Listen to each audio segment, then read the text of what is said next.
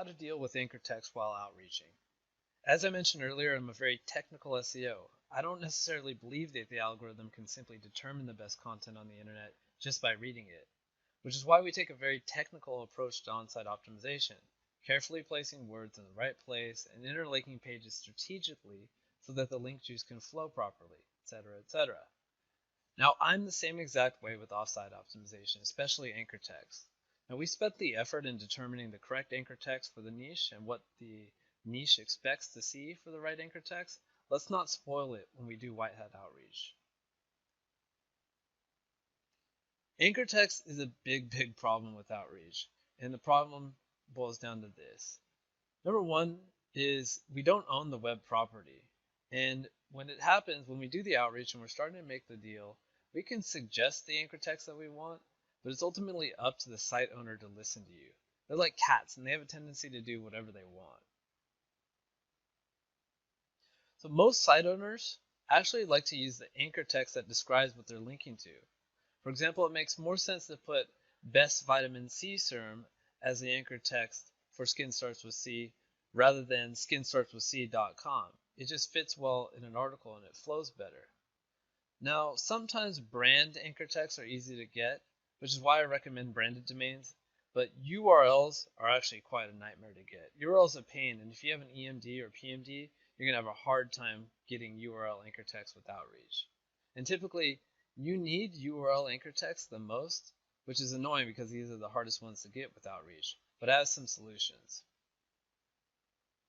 What most people do is guest post. So in a guest post situation, you offer to write a post for someone else's blog, and then when you deliver this post for them, you place a link into the article that they're going to post up, but you have to kind of pray that they don't tweak the anchor text or remove the link or no follow it. Most of the time people are behaving well and they get the name of the game, they understand that you're writing content because you want a link, but sometimes they can get mischievous.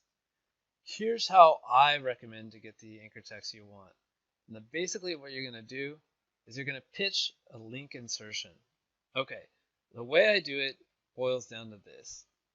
Any kind of outreach is the same way. You start with link prospecting, and then you email them with your initial pitch letter. And usually I start the pitch trying to get a guest post. Hey, how's it going? I love your blog. Can you tell me what your price is for a guest post? I'm very interested in doing some writing and building up my resume, blah, blah, blah, blah, blah. So they get back to you, and typically they're going to come back with a price, maybe $30, $50, $100, whatever. No matter what they say, I get back to them and say, you know, I really would want to work with you, but truth be told, we're just a small business. We're just trying to keep our feet on the ground. Can you do something simpler, like a link insertion to an existing article for maybe like 10 bucks, 20 bucks? Maybe I can get a few of these.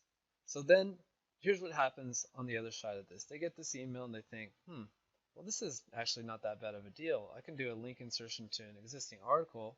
It only takes me 2 minutes of my time. I don't have to review their article, go back and forth revisions. Sure, I'll take it. So when you do this, you pay for the link insertion, and then you give them the before and the after anchor text. So this is like typically what I would deliver the final email after I paid them. Hey, Carl, I just paid. Thanks a bunch. Here's the instructions. Here's your article on your site that I want to get the link from. And here's the before text where the link should be. Aging skin can be quite a difficult problem to deal with. There are many vitamin C serums on the market, but not all of them actually work. And then in after, this is what I want to be after. So again, we have aging skin can be quite a difficult problem to deal with.